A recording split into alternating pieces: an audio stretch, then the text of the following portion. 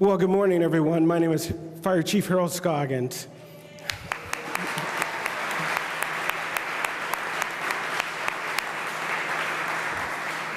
And okay, we're done here. All right, we'll take that. And I can't tell you, the amount of pride I have right now in inviting all of my peers, members of the council and the community into one of our houses. It's a real proud moment for the Seattle Fire Department. So we welcome you today. So thank you for being here. One of the things I do want to let you know is this is an actual working fire station, even in the midst of the mayor's budget speech. This is one of the busiest fire stations in the nation.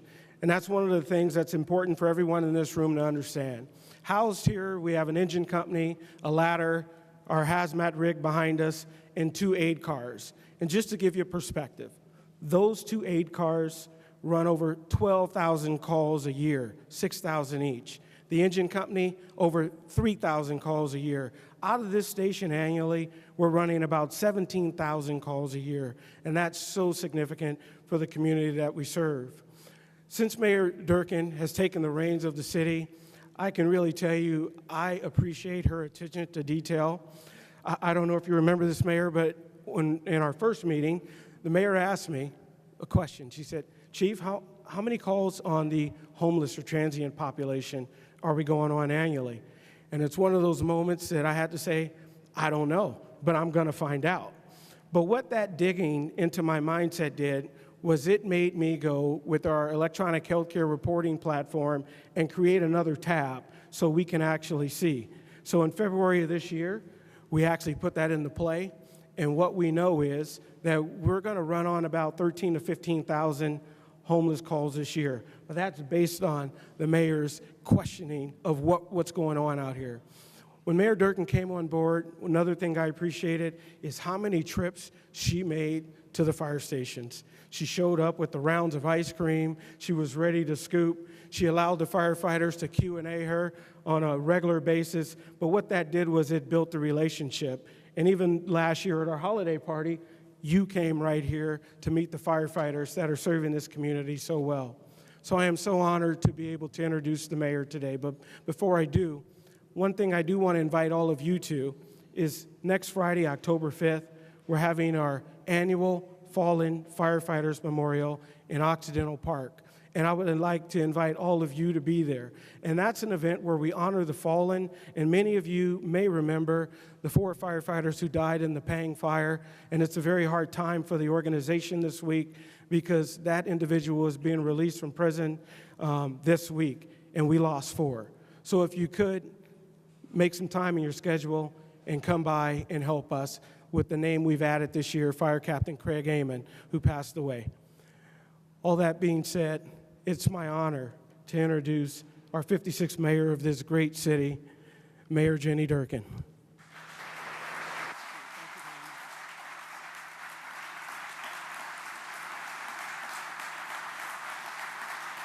Thank you, Chief.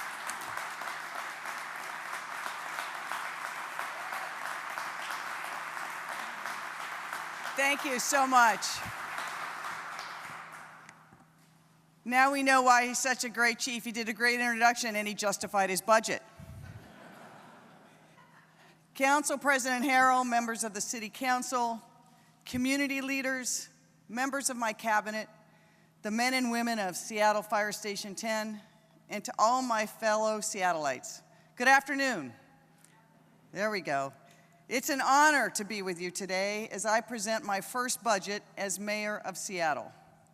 I know that the mayor is usually at City Hall to deliver her budget speech. And yes, after 100 years, that's what I said, her budget speech.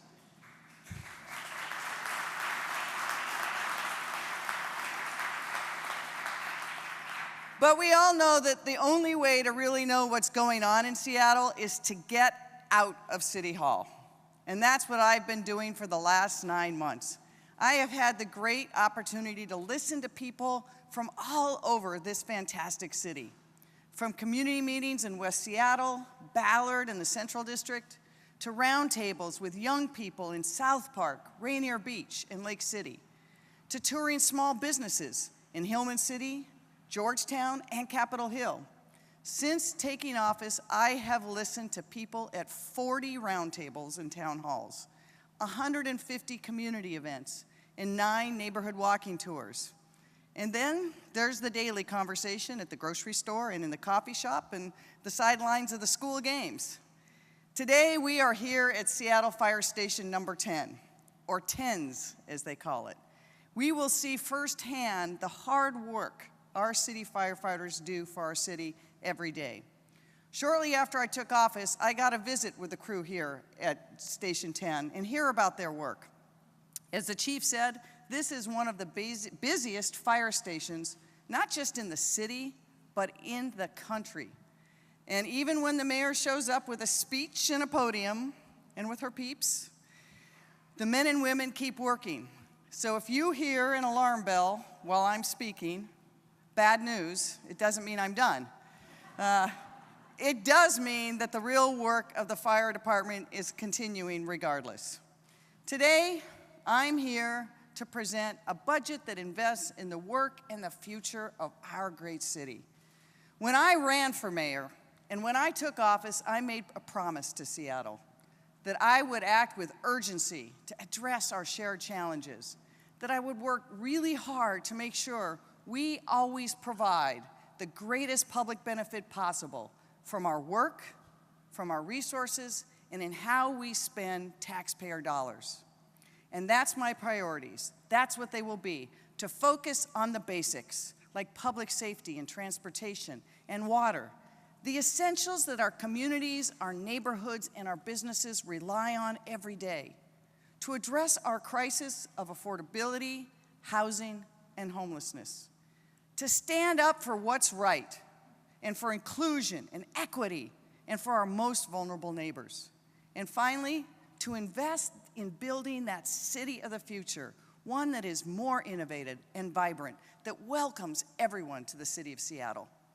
Those are the values that have guided us for 9 months, and this budget invests in those priorities and commitments and does it while living within our means. Already in the past 9 months, working together, we have delivered on many of these priorities, and I'm not slowing down. I am still the impatient mayor.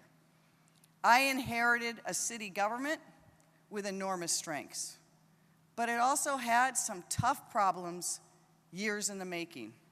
We got to work, challenge by challenge. We had no magic wand, and we know it will take many years to fix some of these problems. But together, we have to show results. And in the 9 months, we already have. One example, when I took office, Seattle City Light had a backlog of 74,000 customer requests. 74,000. We cleared that backlog in 120 days. And we're trying to do the same thing, department by department, program by program. Whether it is city light billing or online construction permitting problems, we own our problems, and we are working to fix them. I want our government to be a government that listens. And some of the strongest voices that we've listened to are our young people, who deserve to be safe in their schools and their communities. So together, we invested in youth violence prevention and enacted new gun safety laws to help keep guns out of the wrong hands. In fact, our Seattle police officers already this year have removed 1,000 guns from our streets. Think of that, 1,000 guns. And our officers who work to protect us have been working without a contract and without a pay raise since 2014. We all know how much more expensive this city has gotten since 2014. No worker, especially those who protect us, should go that long without a pay raise. And that's why Chief Best and I work so hard to negotiate a fair contract for our officers that keeps our residents, neighborhoods, and businesses safe. But that contract makes clear we will not go backwards on police reforms. Under the leadership of Chief Best, we'll continue to build the best community-based police department in the entire country. And in the coming weeks, I am very hopeful that you, City Council, will approve that contract. We've also worked to make Seattle a more affordable city. After years of activism from young people, including the incredible students at Rainier Beach High School, we quit talking and we actually delivered on the promise of ORCA for high school students. Beginning this month, 15,000 Seattle Public High School students receive free passes through the ORCA Opportunity Program. That's 15,000 future Seattle workers, inventors, and leaders. They now have a passport to their city. Because we finally acted, Seattle is now the largest city in the country to offer free transit to its high school students. I thank you for your work on that. The largest expansion in transit opportunity ever in this city. And for our youngest learners, we expanded the Seattle Preschool program to serve 500 more children. 500 more children, giving them and their families opportunity. On my first day in office, we also created the Seattle Promise College Tuition Program. Because of our actions, nearly 250 students are starting tuition-free college today at the Seattle colleges. That is amazing.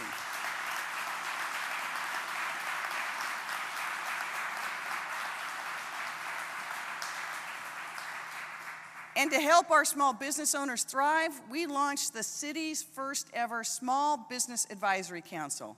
It has been instrumental in helping us shape our programs and being a voice in City Hall before we enact policies and legislation that directly impact them, their workers, and their customers. Working with labor leaders, employers, together with the City Council, we passed and signed into law a Domestic Workers' Bill of Rights. Now those domestic workers have protections they deserve. On housing, we invested $100 million and leveraged it an additional $200 million to build and preserve affordable homes in our city. It was the largest one-year investment in affordable housing in the history of Seattle. We know it's not enough, because until we have enough housing, we must help our neighbors more directly. We have to help people experiencing homelessness move into safer places. To do that, we increased our shelter and bridge housing capacity by 25%. We are on track to create 500 new, safer places in the city of Seattle. In the first 6 months of this year, we already have helped 4,500 families and individuals move out of homelessness or stay in their housing.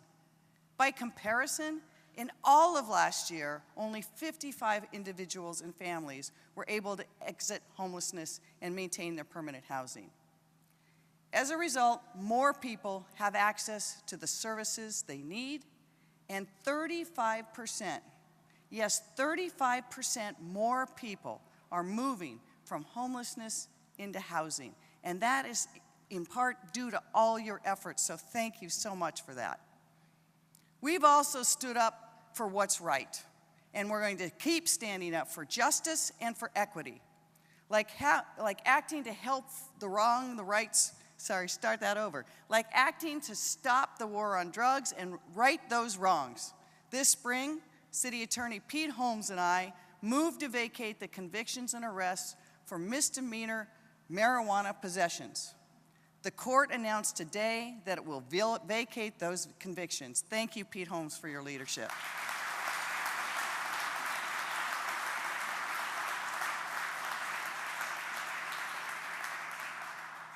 To help protect our immigrant and refugee neighbors, we told the lesser Washington, that they do not get to run our cities, and we took action to protect our neighbors. We told the federal government they do not get to turn our local law enforcement into immigration cops.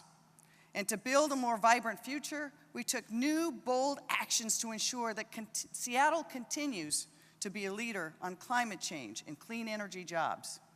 And we've signed an agreement to spark the rebirth of the Seattle Center as a vibrant economic, arts, and cultural engine for decades to come, including a new modern arena. We are on track to bring NHL hockey to Seattle Center, and soon.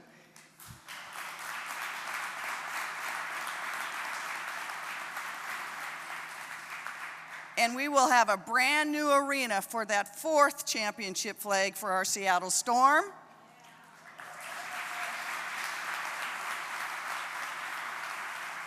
And of course, we're on track to bring back the Sonics.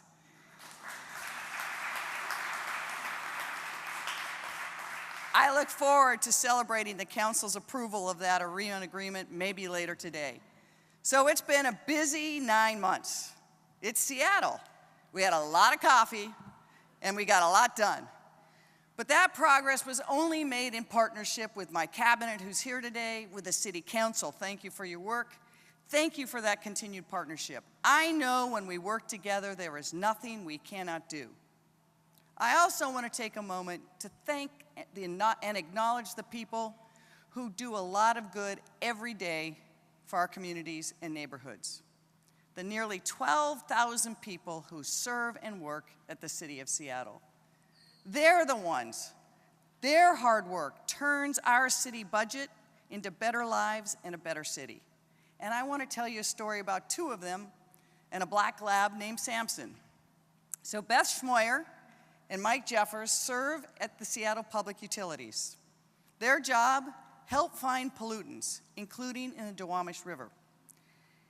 They work to make sure that those pollutants can be taken out so they don't poison our families and communities. So Beth and Mike had an idea. Maybe we could train a dog to sniff out PCBs and remove them from our waterways, parks, and playgrounds. People said it couldn't be done.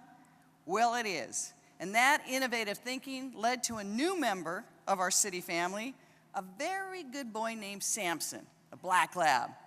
Samson spends his days sniffing for PCBs along the Duwamish, and it's working. We are cleaning up the Duwamish that for far too long has been a place where the intersection of bad for climate change, environmental inequality, and systemic racism. Samson's here today. Thank you for your work, Samson.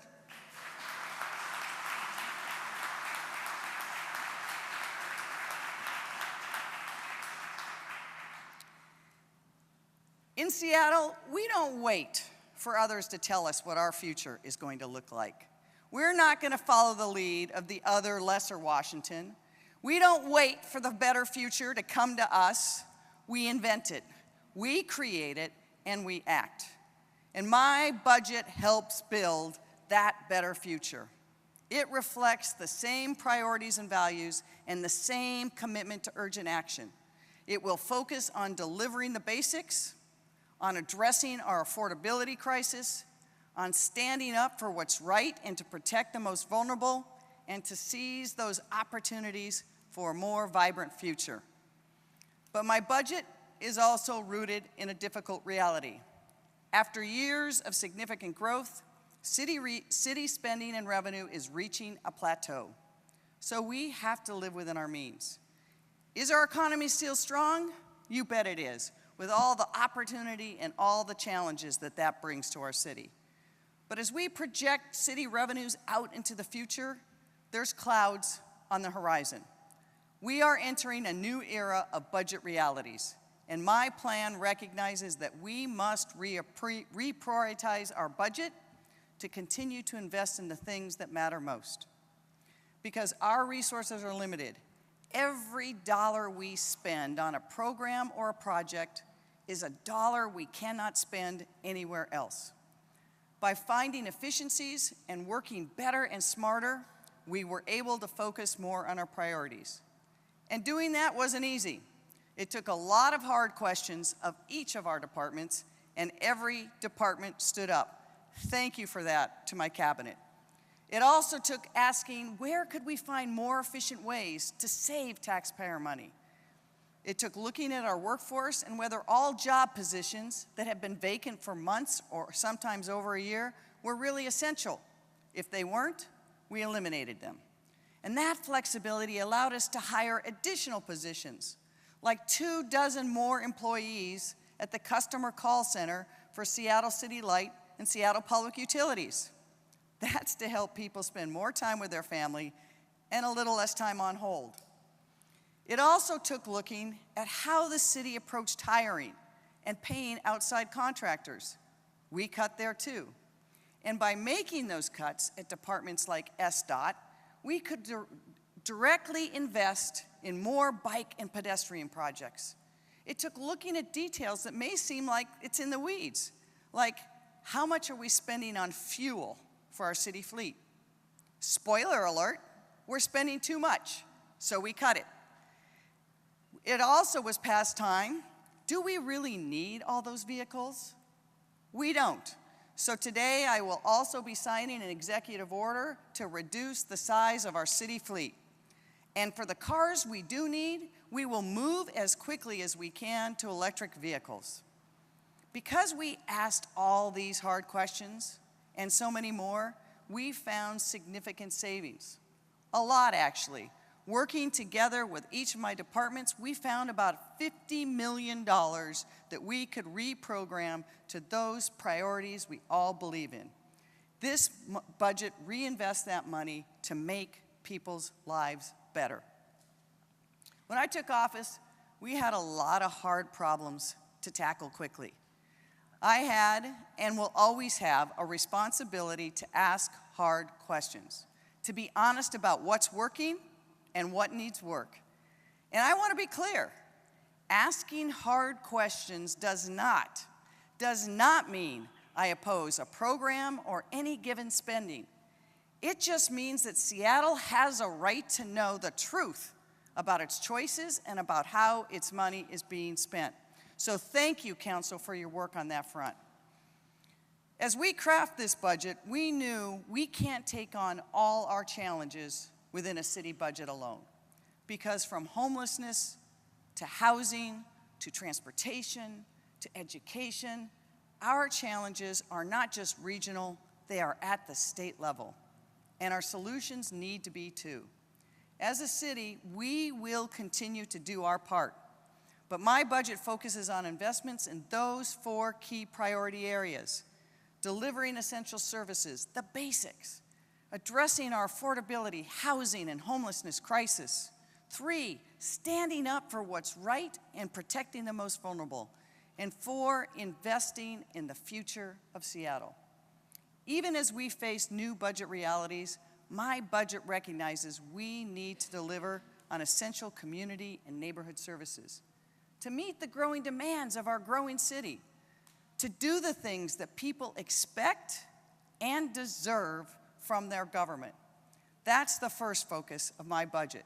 And it includes fire and police services that keep everyone safe. Yes, Chief, my budget will provide 120 new recruits for the Seattle Fire Department over the next 2 years. Chief Scoggins and I did that together by finding efficiencies within the department itself. That first new class of recruits will become firefighters in June 2019. And hopefully some of them will work right here at Station 10. This budget pays for the new contract and raise for our officers in the Seattle Police Department. For 4 years they went out of contract. It was time to stop that. Already this year, SPD has responded to more than 500,000 calls. But they need more support. So my budget not only goes to full hiring strength, it adds 40 new Seattle Police Department patrol officers over the next 2 years. Chief Best, who couldn't be here today, but when we talked this morning, she wanted everyone to know that she is refocusing the department's efforts on community-based policing, and this budget supports those efforts, including relaunching our Community Service Officer Program with 12 new CSO officers and supervisors. They will be an essential link to our communities.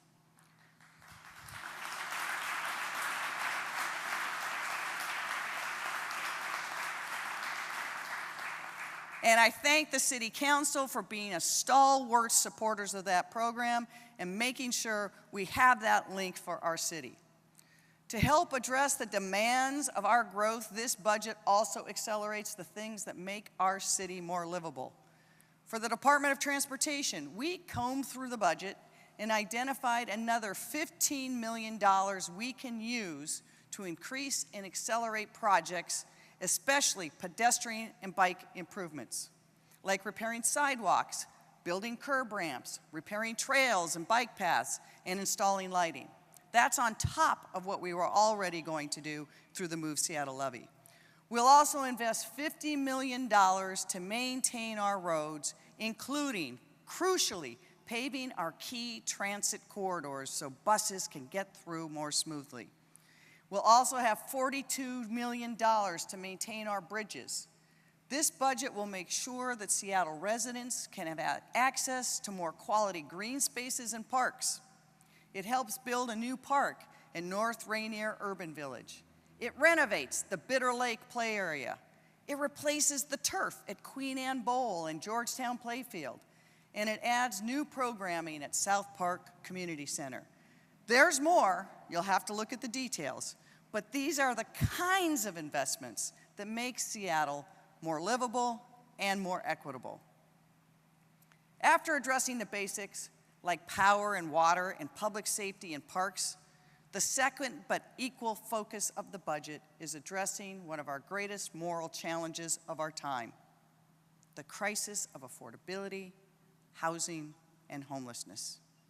To make Seattle more affordable, my budget continues a number of things and starts things. We will continue to deliver on the promise of free ORCA for Seattle's young people. As I said, earlier this month, 15,000 Seattle public high school students received their ORCA pass. Previously, these passes were available to a few thousand students in Seattle. But we know affordable, good transit can make a difference in the trajectory of a young person. One of those people, AJ Agura, I recently talked to in Lake City at a roundtable. He's a student at Middle College High School on Northgate campus. Being raised by a single mom who only had one car, getting around our city was tough.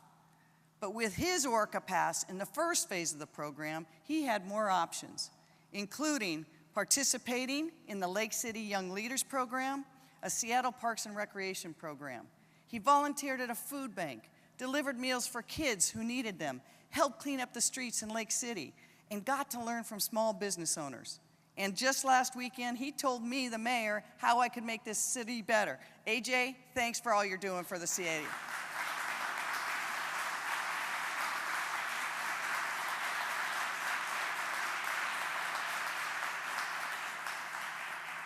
Future mayor, guaranteed. For him and for so many other students, free ORCA really is the passport to opportunity in Seattle. It's why we expanded the program to more high school students, and it's why this budget will continue it. And as we sustain the promise of free ORCA, it also invests in strategies to keep our families from getting priced out and pushed out of Seattle. That's why we will continue to invest in new affordable housing and invest in equitable development initiative next year. Already, the Equitable Development Initiative has helped organizations make their communities healthier, stronger places with more access to opportunity. They are community-based. It's supporting things like the Filipino Community Center of Seattle as they continue their vibrant commitment to Seattle and build senior housing. Or Africa Town as they reclaim that historic part of our city and build affordable commercial space. Or the Chief Seattle Club as they build affordable housing and healthcare services for our Native American brothers and sisters. This budget also invests in effective and innovative responses to our homeless crisis, and we do it without raising new taxes on residents and businesses of the city. Coming into office, I made significant new investments to address the crisis, including increasing our shelter capacity by 25%. This budget continues those commitments while both supporting and building accountability for our service provider contracts. Are we making progress in responding to our homeless crisis?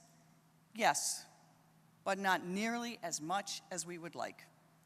Because our affordability crisis continues, and more people are experiencing housing instability and falling into homelessness. Their needs are outpacing the city's capacity to prevent homelessness, to deliver emergency response services, and to provide affordable housing. The men and women who work here at Station 10 know that all too well. As the chief noted, they make so many responses to calls relating to people experiencing homelessness. But they're not the only ones. Our navigation team does some of the hardest work in our city to reach out to the most vulnerable living in unimaginable conditions. Just this year, the navigation team made over 8,000 contacts trying to get people to safer places. But the navigation team needs help. This budget will support the new expansion of the navigation team and their work to move people off the streets, out of cars, and into safer places. It also expands homelessness outreach services in Chinatown International District, Capitol Hill, and on First Hill, where we know more work can be done to help our neighbors. It supports our rental housing assistance pilot and continues our commitment to prevent people from falling into homelessness in the first place. It will also continue cleaning up our city's trash, garbage, and needles. And we are continuing and will always continue to invest in building more affordable housing. Seattle will have 2,500 new city-funded affordable units online by 2021, and more will come in years to follow. But we know even that's not enough. Seattle can't go it alone. This is not just a Seattle crisis, it is a regional, state, and national crisis. We need regional coordination, state solutions, and more federal resources. This begins with one consolidated system here in King County that has governance, authority, and resources to address our homelessness and housing crisis. I met and talked with the delegation and the governor, and they have assured me they will make funding for mental health treatment, drug treatment, and alternatives to incarceration a top priority next legislative session. And that will make a difference for all of us here in Seattle.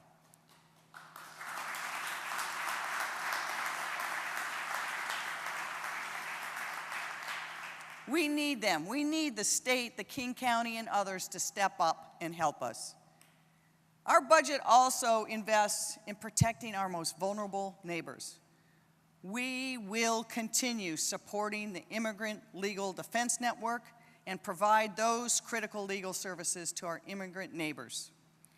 It is in this increasingly expensive Seattle, building economic opportunity also means we must protect our workers through fair wages and fair rights, by working with employers, and through broad education and effective enforcement. To do this, my budget makes the Domestic Workers Bill of Rights a reality and provides our Office of Labor Standards new resources and new people. Thank you again, Council, for your work on this.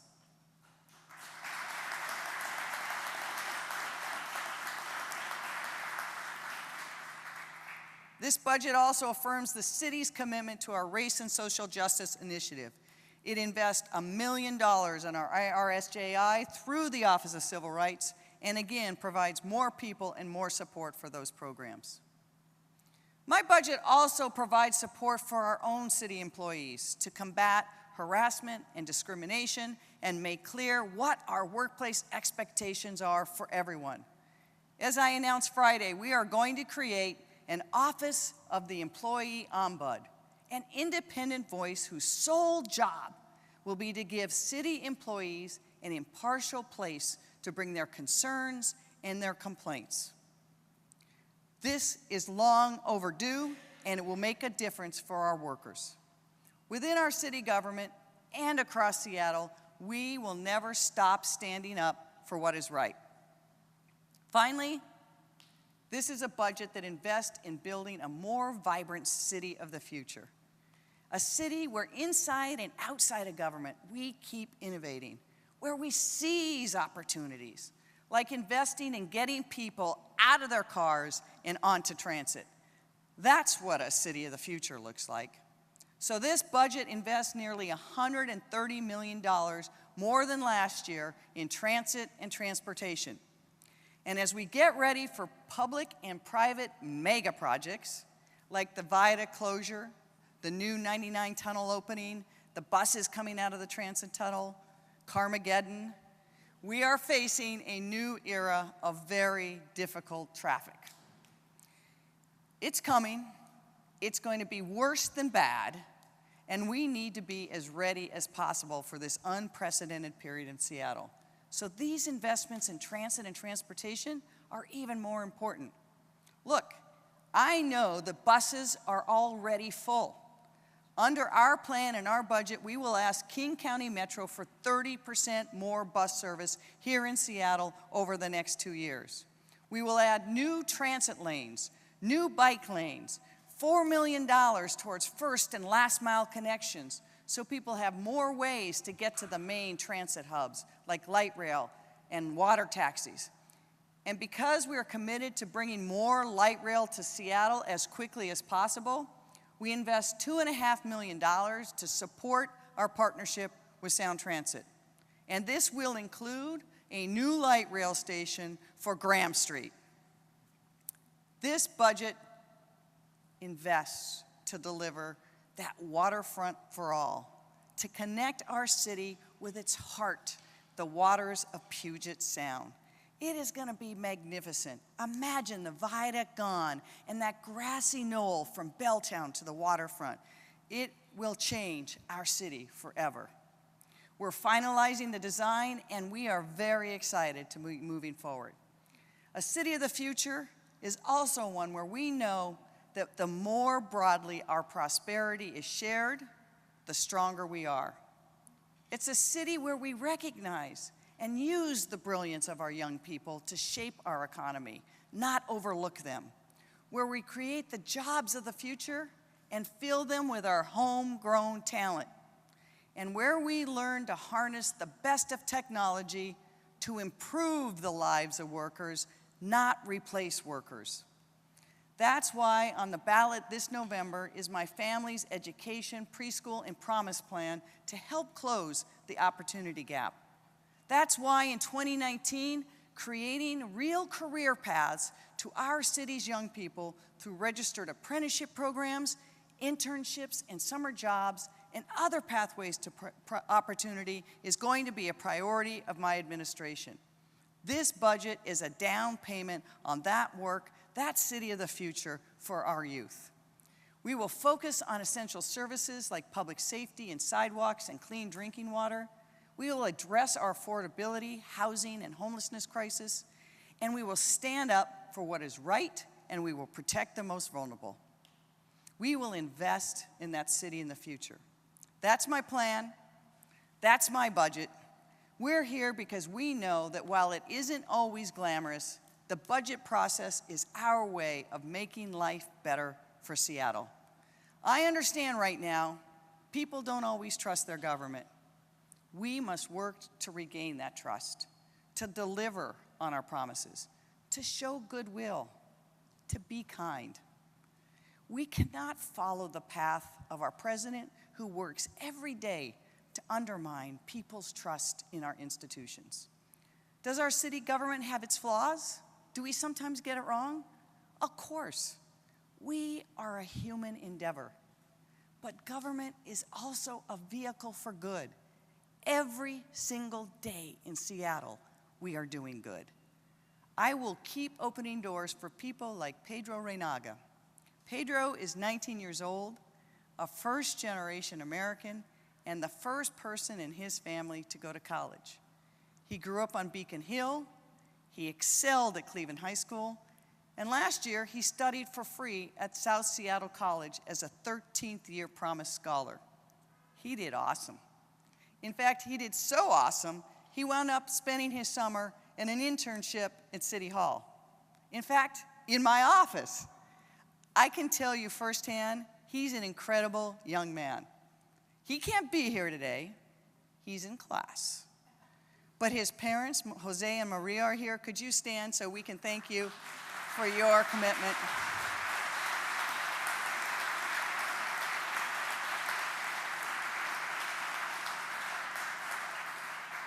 Pedro's ability to do better for himself, to go to free college, is possible because we came together and made it possible.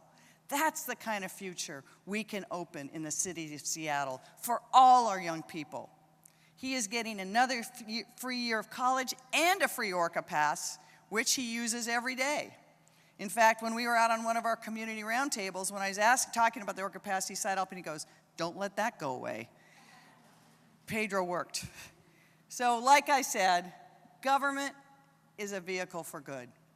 But it's not the only place we're going to find solution to our challenges.